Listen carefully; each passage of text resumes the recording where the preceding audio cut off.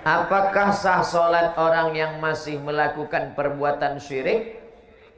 La in asyrakta la yahbatanna amaluka. Kalau engkau melakukan syirik, maka segala amalmu gugur. Macam pohon kayu kering, dihembus angin, maka rontok daunnya. Sholatmu melayang, puasamu terbang, infak sodakohmu hilang gara-gara syirik. Maka jangan rusak tauhid la ilaha. La ilaha. Tak ada yang disembah kecuali Allah. Jangan persekutukan Allah. Nah, ini mentang-mentang orang hebat, terkenal, pejabat, berkuasa, orang kaya, gayanya pede luar biasa. Kenapa dia pede? Rupanya bukan bersandar kepada Allah, tapi karena ada rantai babi. Gayanya pede luar biasa, berani di hadapan orang, petantang petenteng. Rupanya di dompetnya ada keris kecil yang diambil dari jin, hantu, segala setan. Hai jin, tolong benda-benda gaib datangkan. Datang jinnya. What can I do for you? Kebetulan jinnya jin Inggris. Jangan minta kepada jin.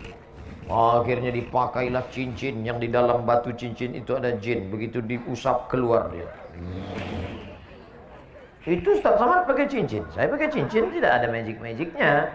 Ini hanya sekedar suka hiasan saja. Mereknya pun Casio, kasih orang. Ustaz Somad, ya. Itu Ustaz pakai cincin ada magic-magicnya. Oh ada. Apa magicnya? Ini kalau dipakai duduk di rumah makan nggak bayar. Oh. Hebat Pak Ustaz, duduk aja, jangan makan. Jangan syirik, jangan percaya kepada perbintangan. Adinda, mohon maaf ya, aku nggak bisa nikah sama kamu. Kenapa? Kamu bintangnya ikan, aku kambing. Apa maksudnya? Kamu kan Pisces, sedangkan aku Taurus. Nanti kambing sama ikan masuk angin. Masih percaya sama yang begitulah. Ingat, kalau sudah cocok sesuai pinang dia, tawakal Allah. Bismillahi tawakkaltu 'ala Allah. La haula wala quwata illa billahil aliyil azim. Jangan syirik, maka rusak amal ibadah. Katanya Pak Ustaz, kalau kita beramal nanti amal kita akan kita lihat di hadapan Allah. Betul? Faman ya'mal mithqala dzarratin khairan yarah. Salat sunatmu akan kau lihat, puasa sunatmu akan kau lihat. Itu berarti orang yang syirik juga akan melihat amalnya. Iya. Terus amalnya dia lihat tapi tidak bisa menolong. Mau? Wa qadimna ila ma 'amilu min 'amalin. Amalnya kami datangkan. Ini sekolah yang kau bangun, ini panti asuhan yang kau bangun, ini orang miskin yang kau tolong. Faja'alna, kami jadikan dia haba'am mansura, seperti debu yang dihembus angin. Ambil debu, letakkan di tangan, hembus. Begitulah amal orang yang syirik. Maka jangan syirik. Kadang kita ini nggak mau syirik, cuman tergoda karena sakit hati. Hai Adinda, nikah sama abang ya. Apa kucing kurap? Kau mau nikah sama aku? Akhirnya marah. Marah itulah yang membuat orang jadi syirik. Minta kepada setan, minta kepada dukun. Diambil ludah anak gadis tadi, dibawa ke dukun. Cinta ditolak, dukun. Hai Pak Dukun. Kan ada lagunya, hai Bapak Dukun. Tolong ini Pak, anak gadis ini sudah menghina aku nggak marah tapi sakit. Jadi gimana? Kamu mau nikah sama dia? Tidak. Najis nikah sama dia. Terus tolong buat dia tidak nikah sampai mati. Akhirnya Pak Dukun mengambil paku, dipakukannya ke pohon duku. Selama duku ini tidak mati, maka dia tidak nikah-nikah. Waduh, kan kasihan itu. Datang Ustaz Somad mencabut paku itu.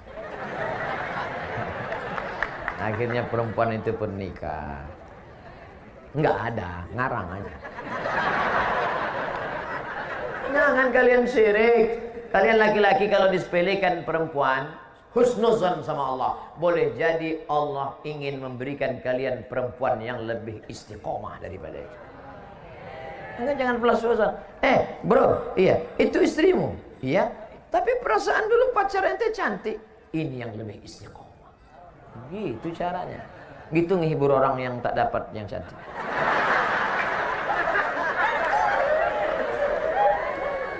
Seperti pergi ke dukun. Jangan pergi ke dukun. Kenapa tidak boleh pergi ke dukun?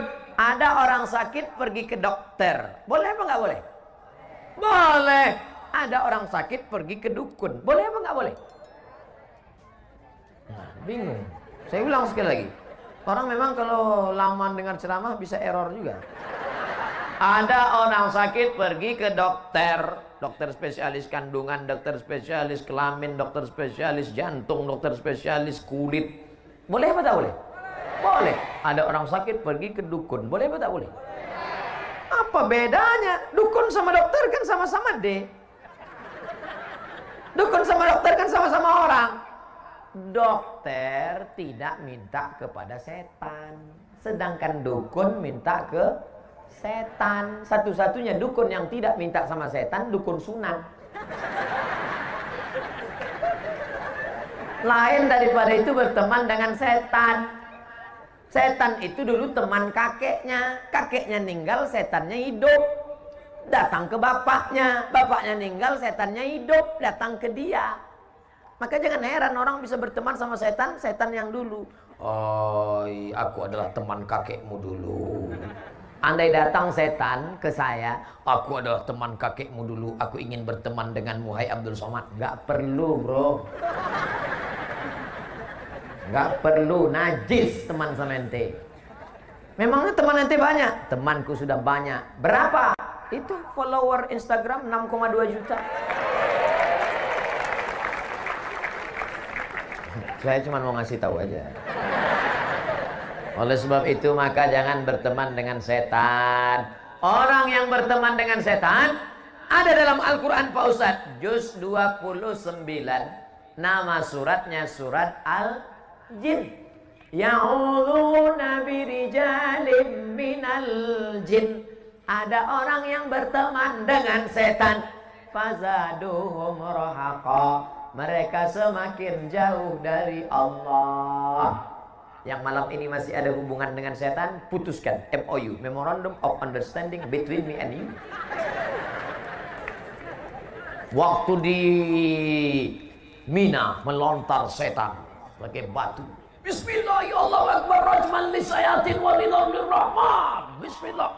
Coba tengok di bawah itu. Nanti kalau pergi umroh coba tengok di bawah tempat melontar jumroh bukan cuman batu, payung pun ada. Ada orang saking marahnya sama setan, sendalnya dibuka. Setan, kau dulu yang bodoh. Begitu pulang ke kampung, lanjut lagi hubungan sama setan. Kata setan, aku bingung nengok aja. Kemarin waktu di Mina, enteng melentar setan sampai ke setanan. Sekarang ente yang melanjutkan hubungannya ini.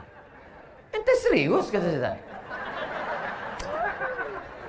Maka jangan rusak hubungan kita. Makanya kita serahkan semuanya kepada Allah. Inna salati wa nusuki wa mahyaya wa mamati lillah la syarika lahu wa bidzalika umirtu wa ana minal muslimin. Aku hanya berserah diri kepada Allah.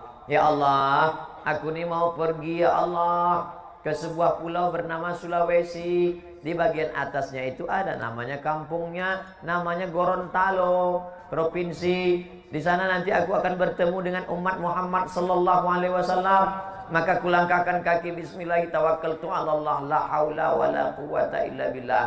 Andai mati saya, maka mati husnul khotimah. Amin. Andai masih hidup, diberikan Allah untuk kelebihan beramal soleh. Tak usah kita terlalu takut menghadapi hidup ini. Resiko hidup adalah mati. Takut mati jangan hidup. Takut hidup mati saja.